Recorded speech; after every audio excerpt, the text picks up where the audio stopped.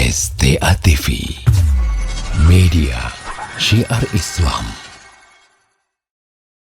Fiikum barak, jazakallah khairan. Bismillahirrahmanirrahim. Assalamualaikum warahmatullahi wabarakatuh. Alhamdulillah. Alhamdulillahi hamdan katsira tayyiban mubarakan fih, mubarakan alaih, kama yuhibbu rabbuna wa yarda. Wa usalli wa usallim ala nabiyina al-karim Muhammadin wa ala alihi wa ashabihi wa man tabi'ahum bi ihsanin ila yaumiddin. Saudara-saudaraku, kaum muslimin dan kaum muslimat, sahabat pendengar Radio Siar TET Aceh 96,1 FM. Pada pagi menjelang siang hari ini, kita akan membahas sebuah masalah yang cukup penting, yaitu kalimat-kalimat yang terucap di lisan-lisan kita, yang terkadang kita tidak menyadari kalimat tersebut adalah kalimat yang dilarang oleh Allah Subhanahu wa Ta'ala dan Rasulnya. Dan secara kaidah umum kita semua memahami banyak sekali perkara-perkara yang itu diikat dengan ucapan. Ya, contoh. Seseorang melihat seorang wanita itu bisa jadi haram. Tetapi dengan sebuah kalimat itu bisa menjadi ibadah. Atau sebaliknya. Ya, di awal dengan dia melihat seorang wanita itu bisa menjadi ibadah, dengan satu kalimat bisa berubah menjadi haram. Gimana maksudnya? Dalam Islam ada yang namanya ijab dan qabul dalam pernikahan. Ketika seorang laki-laki berkata, ia menjawab pernyataan dari wali seorang wanita, saya terima nikahnya. Maka sesuatu yang tadinya haram, sesuatu yang tadinya tidak wajib, menjadi sebuah kewajiban. Ya, menjadi sebuah ibadah. Bahkan justru ketika dia meninggalkannya jadi haram. Ya, karena apa? Karena kalimat. Dan juga sebaliknya, ketika seorang laki-laki sudah menikahi seorang wanita, kemudian dia mengatakan, saya cerai kamu. Saya cerai kamu. Ketika selesai masa iddah, 3 kali masa haid, maka sesuatu yang tadinya dibolehkan, bahkan tadi sesuatunya muatannya ibadah, bisa menjadi haram. Ya, haram bagi dia memandang wanita yang sudah dicerai selesai masa iddahnya. Haram bagi dia bersentuhan dengan wanita yang telah dicerai selesai masa iddahnya. Tidak dibenarkan lagi. Ini menunjukkan kepada kita kalimat itu ada sesuatu yang penting. Ya, perlu untuk kita ketahui karena ada unsur-unsur dari perkara yang haram dan ada unsur-unsur yang itu adalah hal yang dibolehkan dalam agama kita. Dan setiap harinya seseorang berapa jam dia berbicara? Mungkin sehari dia akan berbicara 5-6 jam. Ada atau lebih. Ya, ditambah lagi dengan WhatsApp. Yang dia menulis dengan tulisan-tulisan. Ya, dan tidak sedikit dari tulisan atau ucapan yang dia lafadzkan itu ada unsur-unsur yang terlarang dalam agama. Nabi SAW menyebutkan di dalam sebuah hadisnya, ya, wa in asabaka syai'un, kalau seandainya menimpa kepada engkau sesuatu, fala taqul, maka engkau jangan mengatakan law inni fa'altu lakana kada wa kada, walakin qul qaddarallahu wa ma syaa fa'al. Ya, kalau seandainya aku tadinya law anni, kalau seandainya aku melakukan ini, maka akan begini dan begini. Kalau tadi aku tidak keluar dari rumah, mungkin saya tidak dikena razia polisi. Kalau tadi saya tidak keluar dari rumah, mungkin saya nggak nabrak orang. Kalau saya tadi nggak naik motor, mungkin saya nggak jatuh. Ya, ini kalimat-kalimat yang sering membasahi bibir kita, sering membasahi lidah kita. Walaupun terkadang tidak terucap dengan lisan kita, tetapi ada sesuatu yang tertanam dalam hati kita, ketidaksenangan dari apa yang telah terjadi menimpa diri kita. Namun dari sisi yang lainnya, Rasulullah SAW di dalam ucapan beliau juga sering beliau mengatakan lau. Seandainya. Dia menunjukkan itu hal yang dibolehkan. Itu akan kita sebutkan. Ya, dari satu dalil, dari satu sisi, Rasulullah SAW mengatakan, ya karena kalimat lau itu akan membuka amalan syaitan. Ya, sehingga di sini perlu kita merinci, tidak semua kalimat lau seandainya itu terlarang, dan tidak semua kalimat lau itu sifatnya dibolehkan.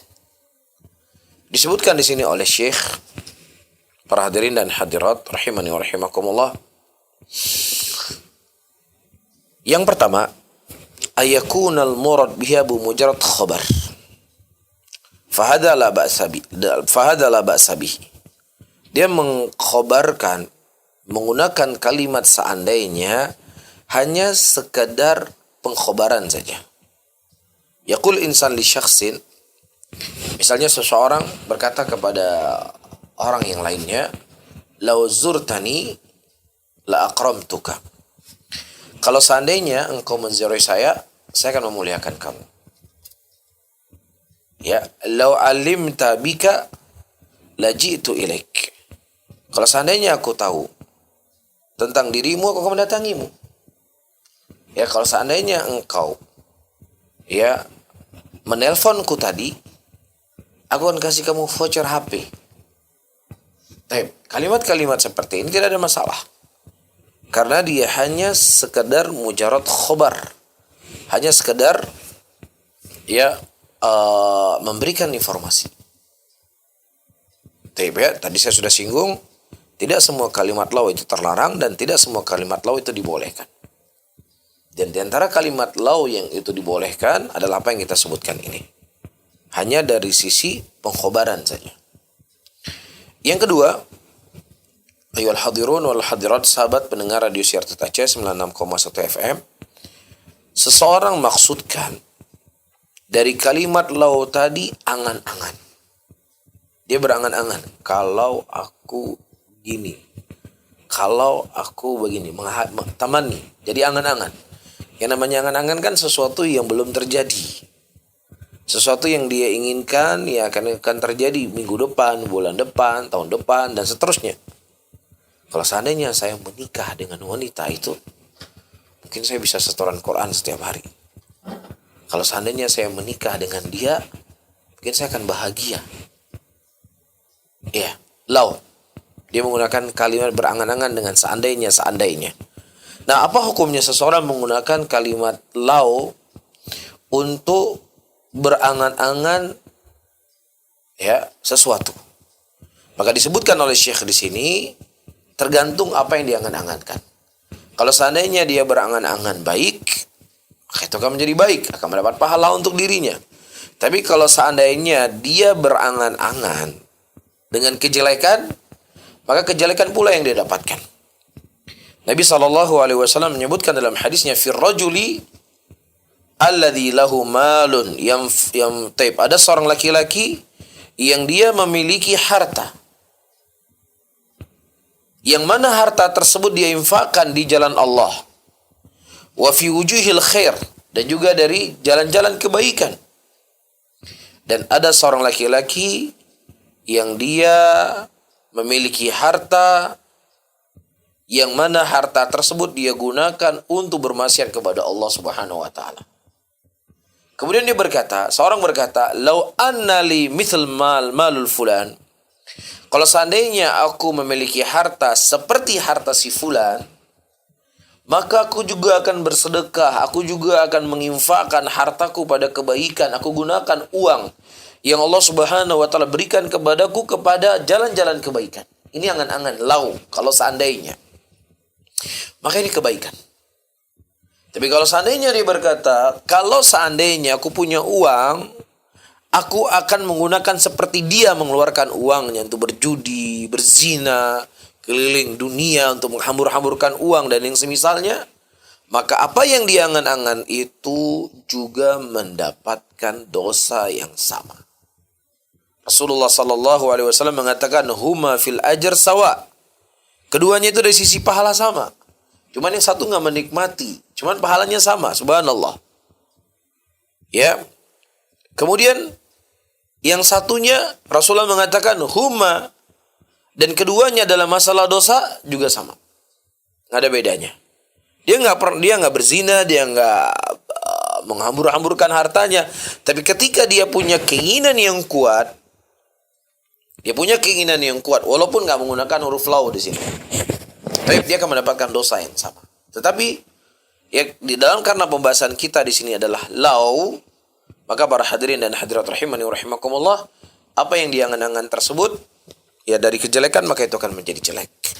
Bisa difahami? Jadi kalimat lau dalam angan-angan ini ya tergantung apa yang dia angan-angankan. Yang ketiga, al-wajh thalith ayurada biha at-tahassur ala ma madha fahadha munhiu anha. Seseorang menggunakan kalimat lau ya dikarenakan dia itu merasa rugi dari apa yang telah lalu. Maka ini terlarang. Maksudnya apa? Seperti saya sebutkan tadi. Kalau aku tadi tidak keluar rumah, maka aku gak celaka seperti ini. Kalau aku gak buka bisnis sama kamu, aku gak rugi seperti ini. Iya, dia kan segala sesuatu yang ada di muka bumi ini takdir dari Allah Subhanahu wa taala. Allah yang menakdirkan. Apakah dia baik ataukah dia jelek, itu semua Allah takdirkan. Nah, ketika dia tahassur, ya dia merasa rugi ya dari apa yang telah Allah Subhanahu wa taala takdirkan kepadanya dari perbuatan tersebut, disitulah dia menggunakan kalimat lau, dan inilah lau yang terlarang sebenarnya. Bisa difahami? La tufidu syai'an wa innama tuftah al-azan wa nadab. Dan itu tidaklah memberikan faedah sama sekali untuk dirinya. Bedakan dengan tamanni tadi. Ketika dia berangan-angan sesuatu, ada usaha yang akan dia lakukan untuk mendapatkan hal yang baik tadi. Tapi kalau sekarang sudah lewat, dia sudah rugi ratusan juta, miliaran rupiah, atau dia sudah kecelakaan, dia sudah nabrak orang dan semisalnya. Kalau seandainya dia katakan kalau saya nggak keluar, kalau saya nggak pergi sama kamu, kalau saya nggak dagang sama kamu, kalau saya nggak ini sama kamu, kira-kira apa yang sudah hilang bisa balik nggak? Tidak akan mungkin bisa balik. Nah, ketika tidak mungkin bisa balik, para hadirin dan hadirat rahimani wa rahimakumullah, maka itu tidak menghasilkan apapun. Justru akan membuat seseorang itu sedih, membuat seseorang itu menyesal, bahkan bisa membuat dia putus asa. Baik, ini pintu-pintu yang masuk. Aduh, kenapa saya buat? Aduh, bingung sendiri dia. Tapi kalau dia mengatakan qadarallahu ma syafa, ini sudah takdir Allah Subhanahu wa taala. Mungkin Allah yang menyelamatkan saya. Mungkin Allah akan menggantikan yang lebih baik. Mungkin kalau seandainya bisnis saya maju, saya lancar, mungkin saya akan lupa dengan Allah. Ya, Allah Subhanahu wa taala mungkin ingin mengurangi hisab saya kelak di yaumul qiyamah. Tenang enggak dia? Dia akan tenang. Dia akan berusaha kembali, dia akan berhati-hati. Oleh karena itu ke depan, karena saya mendapatkan apa yang telah saya dapatkan ini dari kerugian, bangkrut dan semisalnya, mungkin ke depannya saya harus berhati-hati mencari teman di dalam berbisnis. Mungkin saya harus melihat pasar dulu, kira-kira barang yang saya jual ini pasarnya bagus atau tidak. Mungkin kedepannya saya juga harus jangan terlalu bernafsu, tidak melihat, tidak memantau, ya, dan tidak memperhatikan dengan siapa saya berbisnis. Kan itu. Jadi itu akan melahirkan apa? Hal-hal yang positif dalam hidupnya, nggak membuat dia berputus asa. Tapi kalau seandainya dia buka, kalau saya nggak begini, kasih akan begini. Kalau saya belum tentu ketika kamu nggak berbisnis sama dia dan kemudian kamu bangkrut, belum tentu kamu lebih baik dari sekarang. Bisa saja kalau kamu nggak berdagang sama dia, keadaan kamu lebih rugi dari sekarang. Bisa nggak kamu menjamin? Kita nggak bisa menjamin. Iya, itu rahasianya Allah. Bisa saja mungkin kita nggak berbisnis sama dia, berbisnis dengan orang yang lebih jelek, yang habis uang kita bukan hanya itu saja, mungkin rumah yang kita punya juga harus kita jual. Kan kita nggak bisa menjamin. Itu bisa terjadi pada diri kita. tidak terjadi pada diri kita. Nah, disinilah para hadirin dan hadirat rahimani wa rahimakumullah, bimbingan yang dibimbing oleh Nabi SAW, katakanlah qaddarallahu ma wa ma syaa fa'al. Ini merupakan sesuatu yang tidak takdirkan oleh Allah, dan Allah Subhanahu wa taala melakukan apa yang Allah Subhanahu wa taala inginkan. Ya, oleh karena itu para hadirin dan hadirat rahimani wa rahimakumullah, Nabi SAW mengatakan al-mu'minun qawi khairun wa habbu ilallah minal mu'minid dha'if wa fi kulli khairin ahras ala ma yanfa'uk wasta'in billah wa la ta'jaz.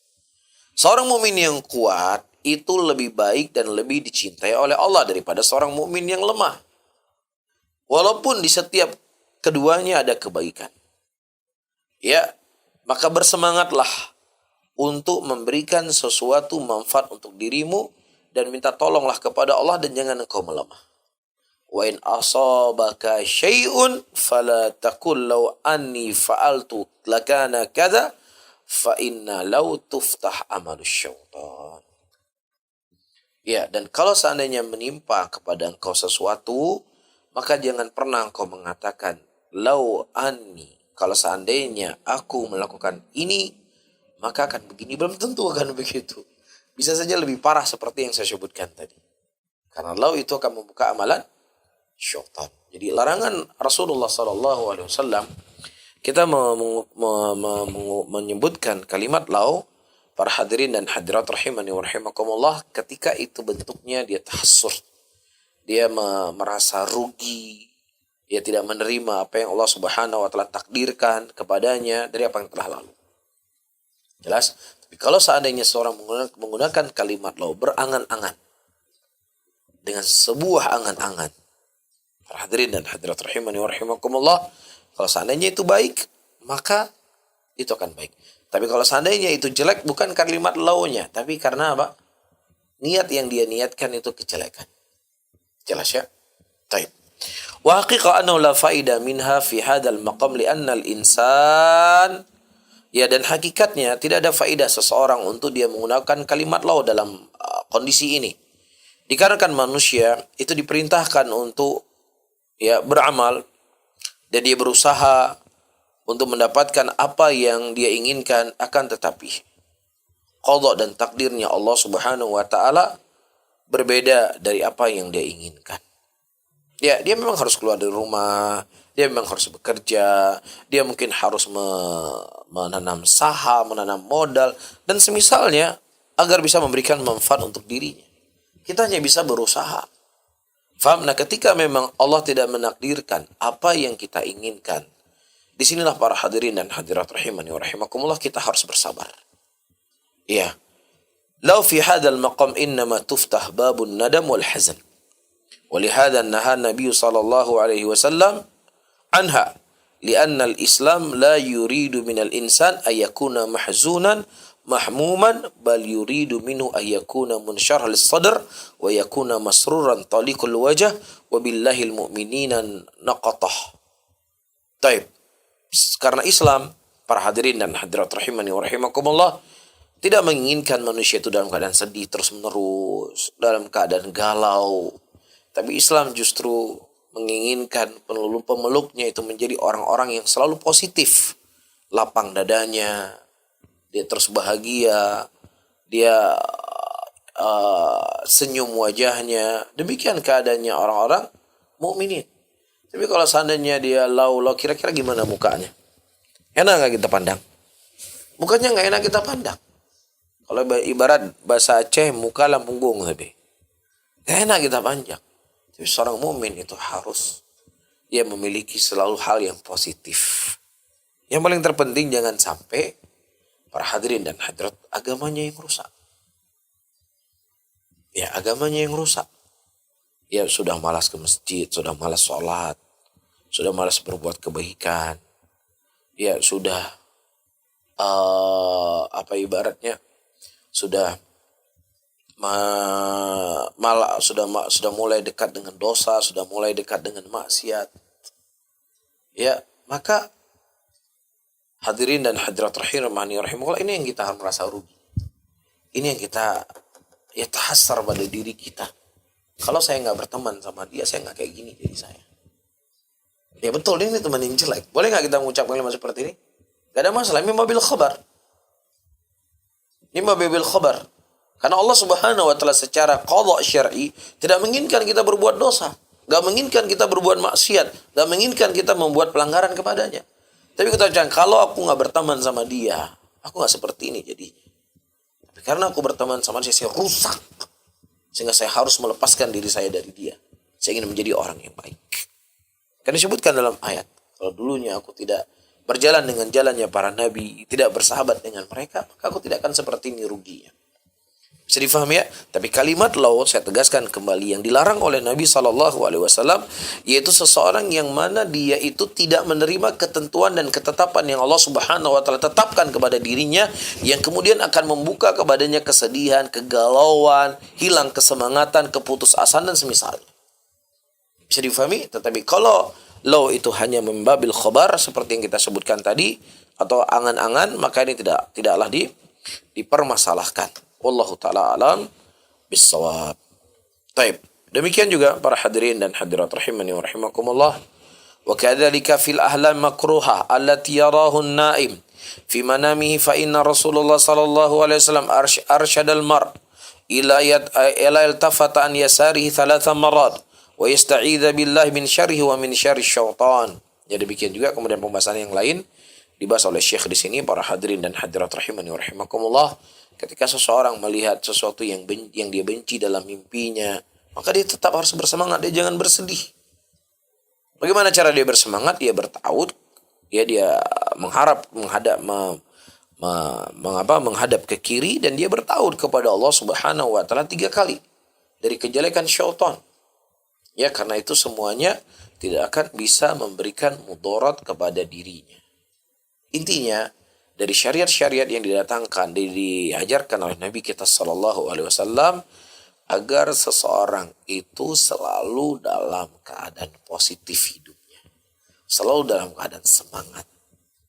Ya, apapun, apakah dalam dia belajar, apakah dalam mencari nafkah, seseorang jangan berputus asa. Ya, seseorang jangan ketika gagal sekali mundur. Ya begitu juga misalnya mau menikah, ditolak lamaran sudah 2 kali, ya sudah nih 3 kali ditolak, nggak mau kawin seumur hidup saya. Ini kan namanya cepat berputus asa. Umar bin Khattab yang wajahnya jauh lebih tampan dibandingkan kamu, yang keperkasaannya lebih jauh perkasa dibandingkan kamu, di sisi ilmunya nggak ada apa-apanya, apalagi ibadahnya, apalagi amalannya. Tapi Umar bin Khattab radhiyallahu taala ditolak 4 kali, biasa. Boleh tetap positif hidupnya, nggak membuat beliau berkecil hati. Boleh tetap semangat untuk mengamalkan sunnah dari sunnah Rasulullah Sallallahu Alaihi Wasallam. Demikian seseorang. Ya, pernah para hadirin dan hadirat disebutkan dari Al-Imam Al-Kisai rahimahullah. Al-Imam Al-Kisai. Kalau kita membaca kitab Nahwu Mutawwalat, kitab Qatrun Nada, kitab Alfiyah Ibnu Malik, Syarah Ibnu Aqil atau yang semisalnya, atau Mughni Labib miliknya Ibnu Qudamah, miliknya Ibnu Hisham rahimahullah, kita kan sering melewati nama seorang alim bernama Al-Kisai. Diceritakan bagaimana asal muasal beliau itu bisa menjadi imam besar dalam bahasa Arab. Taib. Beliau belajar, gak nyambung, gak faham. Akhirnya Allah Subhanahu wa taala memperlihatkan kepada beliau seekor semut. Semut dia membawa gula. Dia naik, bisa ngeliat semut naik, dia bawa gula, dia naik ke atas. Kemudian gulanya jatuh. Ketika gulanya jatuh, dia turun lagi. Semut tadi turun lagi kan, jauh itu jalannya ke bawah. Dia ambil gula, dia bawa naik lagi, jatuh lagi, dia ambil lagi, turun lagi, berkali-kali. Nah, semut yang gak punya akal, dia tahu gula ini bermanfaat untuk dirinya, untuk keluarganya. Tahu dia. Dalam keadaan dia gak punya akal. Nah, apalagi saya sebagai seorang manusia, yang diberikan akal oleh Allah, diberikan kekuatan, yang lebih kuat dibandingkan semut tadi. Kenapa saya harus berputus asa dari sesuatu yang saya tahu ini akan memberikan manfaat untuk saya? Akhirnya terus berusaha dan subhanallah beliau menjadi imam besar dalam ilmu bahasa Arab. Ini semangat yang harus dimiliki oleh setiap muslim. Dalam urusan dunianya dan juga dalam urusan akhiratnya. Begitu juga berdagang. Jangan mulai berdagang. Ya awal berdagang cuma laku 1, 2. Udah dia melepaskan diri gak mau berdagang. Iya. Ini tidak akan menjadi orang yang sukses. Kalau kita melihat orang-orang yang sukses dalam mereka berniaga, dalam mereka berdagang, dalam mereka berbisnis, itu kan jatuh bangun. Prosesnya panjang. Tetapi ketika dia melewati proses tersebut, dia akan mendapatkan kenikmatan dari proses itu sendiri. Intinya, seorang mukmin dia harus bersemangat. Seorang mukmin dia tidak cepat berputus asa dalam segala hal hidupnya. Ya, dan diantara cara untuk menutupi ini semuanya, jauhi kalimat maaf. Karena kalimat law ini akan membuat seseorang itu pesimis. Ya, tetapi kalimat yang akan membuat seseorang itu optimis. Apa yang disebutkan oleh Rasulullah SAW? Qaddarallahu wa ma syaa fa'al. Ini sesuatu yang telah Allah takdirkan dan sesuatu yang telah Allah Subhanahu wa taala kehendaki. Ya, dan ini bukan jalan yang baik untuk saya. Allah adalah alim. Allah yang zat yang maha mengetahui. Allah tahu apa yang terbaik untuk saya. Allah tahu apa yang terbaik untuk maslahat saya. Allah tahu apa yang jelek untuk saya. Sehingga apa yang saya lakukan ini memang gak baik untuk saya. Karena Allah tahu mana yang terbaik untuk saya. Sehingga saya harus mencari apa hal-hal yang akan membuat baik untuk saya itu sendiri. Kalimat terus membuat dia optimis. Tidak menjadi orang yang pesimis. Wallahu a'lam bishawab. Baik Ustaz. Alhamdulillah ini ada beberapa pertanyaan yang masuk Ustaz. Pertanyaan pertama, Assalamualaikum. Ustadz, apakah ucapan seandainya saya tidak pergi tadi atas sebuah kejadian itu sudah Allah takdirkan? Apakah ucapan seandainya itu perbuatan yang salah Ustadz? Baik, para hadirin dan hadirat rahimani wa rahimakumullah. Itu pasti seperti yang nomor 2 kita sebutkan. Nomor 3 tadi. Ya, kalau saya tadi nggak keluar, saya mungkin nggak kena razia polisi. Ya enggak, nah bisa saja kalau kamu nggak keluar, bisa saja kamu perbaiki sesuatu di rumah kamu jatuh dari lotengmu. Nah lebih bahaya daripada tangkap polisi. Ya enggak. Jadi intinya, para hadirin dan hadirat rahimani wa rahimakumullah, dia tidak mengucapkan kalimat no. Apakah itu takdir Allah? Iya, semua takdir Allah. Apa yang berjalan di muka bumi ini semua adalah takdir daripada takdirnya Allah. Semua ketentuan dari ketentuan Allah Rabbul Alamin. Bukankah daripada rukun iman yang kita imani semuanya beriman kepada takdir Allah, baik ataukah jelek? Baik dan jelek itu binisbah kita. Ya, baik dan jelek itu saya tekankan kembalinya kepada kita.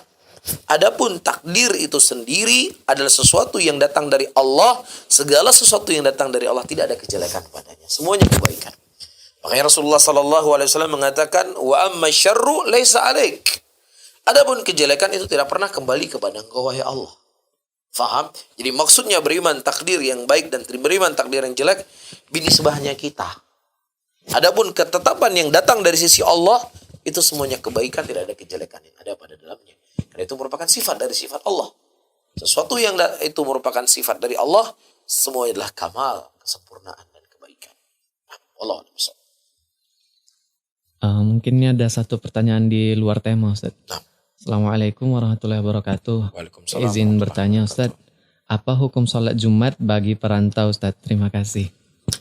Wallahu ta'ala alamu bisawab. Para hadirin dan hadirat rahimani wa rahimakumullah. Rasulullah SAW dari sekian banyak perjalanan safar yang beliau lakukan, ya, sepengetahuan yang kita ketahui, tidak pernah ternukilkan beliau sholat Jum'ah. Makanya dijadikan syarat ahlul Jum'ah itu adalah al-mautinin, orang yang memang penduduk setempat. Taib. Dan wallahu alam bisawab, penduduk setempat itu ya bisa saja dia adalah orang yang memang sudah lahir di situ, yang tinggal di situ, atau bisa saja orang yang dia merantau ke sebuah tempat yang kemudian dia telah menetapi tempat tersebut. Dan dia sudah menjadikan itu tempat tinggalnya. Dia bukan dalam keadaan safar lagi. Dia sudah tinggal 2 tahun di situ, sudah tinggal 3 tahun di situ. Wallahu a'lam bishawab. Zahirnya mereka sudah masuk mautinin. Ketika dia sudah menjadi mautinin, maka dia menghadiri salat Jumat. Ya, terlebih segala sesuatunya sudah muhayyi, sudah istilahnya dia sudah punya rumah di situ, segalanya sudah punya di situ. Allah. Baik Ustaz. Ustadz, Ana mau bertanya dalam kondisi yang bagaimana kita harus mengucapkan qadarullah dan bagaimana yang benar ucapannya Ustadz, qadarullah atau qadarallah? Baik, qadarallahu, qadara. Ya, qadarallahu wa ma syaa fa'al. Kan qadara fil madhi. Nah, qadarallahu wa ma syaa fa'al. Qadara yaitu takdir, Allah yang takdirkan. Qadarallahu, apa yang Allah telah takdirkan, wa ma syaa, dan apa yang telah Allah Subhanahu wa taala inginkan untuk melakukan. Wallahu a'lam. Bismillah, izin bertanya Ustadz. Ustadz, kita sudah tahu tidak boleh ucapkan seandainya atas apa yang telah terjadi. Tapi terkadang selalu terucap secara tidak sadar. Apakah ini juga termasuk perbuatan dosa Ustadz? Mohon nasihatnya Ustadz. Baik, kita ketahui para hadirin dan hadirat rahimani wa rahimakumullah. Kalau seandainya seseorang melakukan ketidaksengajaan atau tiba-tiba terucap dalam keadaan dia tidak qasad, dia tidak maksudkan, maka insya Allah Allah Subhanahu wa taala telah memaafkan hamba-hambanya yang tidak sengaja, hambanya yang alpa, hambanya yang salah, yang tidak disengajakan. Allah Subhanahu wa taala telah memaafkan itu semuanya. Ya, tetapi disinilah yang kita harus pertahankan. Ya, pertahankan untuk kita betul-betul jeli untuk mengucapkan kalimat. Jangan sesuatu yang respect yang keluar dari kita, sesuatu yang nggak baik. Jadi mungkin perlu dikuatkan, perlu untuk dia biasakan kepada hal yang baik-baik. Wallahu a'lam bishawab. Baik Ustaz. Ada pertanyaan lagi Ustaz. Assalamualaikum. Waalaikumsalam. Ana Ridwan di Kuta Alam. Apakah ucapan untung ada kamu dan seandainya apakah memiliki makna yang sama Ustaz? Mohon nasihatnya Ustaz. Baik, para hadirin dan hadirat rahimani wa rahimakumullah. Baik, kalau seandainya kalimat itu diinginkan, dialah sebagai sebab. Dia sebagai sebab, ya, maka atau dia sebagai kamulah yang menyelamatkan saya, kamulah yang berikan kebaikan kepada saya. Baik, maka ini adalah sebuah perkara yang tidak dibenarkan. Karena segala kebaikan dan kemudaratan itu semua datang dari Allah Subhanahu wa taala. Tapi kalau seandainya dia maksudkan itu adalah sebab, ya, yang menjadikannya adalah Allah, tapi melalui sebabnya dia, ya, maka zahirnya tidak ada masalah. Tapi lebih baik dia mengatakan ini adalah kehendaknya Allah dan kemudian ini juga karena kan engkau. Maka itu lebih baik, ya, ketika dia mengucapkan kalimat tersebut. Wallahu a'lam bishawab. Ustadz, ada pertanyaan lagi Ustadz, ya, tapi ini di luar tema juga Ustadz. Nah. Ustadz, hukum mimpi basah tapi diketahui bahwa celana basah tapi dalam kondisi tidak bermimpi tetapi kondisi kedinginan. Karena biasanya setiap kondisi kedinginan saat tidur kemungkinan keluar air mani Ustadz. Apakah harus mandi wajib Ustadz? Baik, saudara-saudaraku muslimin dan muslimat rahimani wa rahimakumullah, perlu diketahui, ya, mimpi basah itu ada beberapa keadaan atau mimpi. Ada seseorang dia merasakan, mohon maaf, kelezatan dalam mimpinya. Dia merasakan sesuatu tetapi tidak ada air yang keluar. Maka dia tidak ada kewajiban untuk mandi. Ya, ada seseorang yang dia tidak merasakan sesuatu pada dirinya, ya, tetapi ketika dia bangun tidur, dia melihat basahan di celananya, dan ketika dia cium itu adalah bau mani. Maka wallahu a'lam bishawab. Sebagian ulama mereka mengatakan apa? Sebagian ulama mereka mengatakan al-ibrah adalah air itu sendiri. Di kapan dia keluar air? Apakah dia merasakan ataukah dia tidak merasakan keluarnya air tersebut, dan sifat-sifat air tadi adalah jelas air, maka di sini para hadirin dan hadirat rahimani wa rahimakumullah, dia harus tetap apa? Dia tetap mandi wajib karena ilahnya situ ada. Apa ilahnya? Keluarnya air. Allahu a'lam bishawab.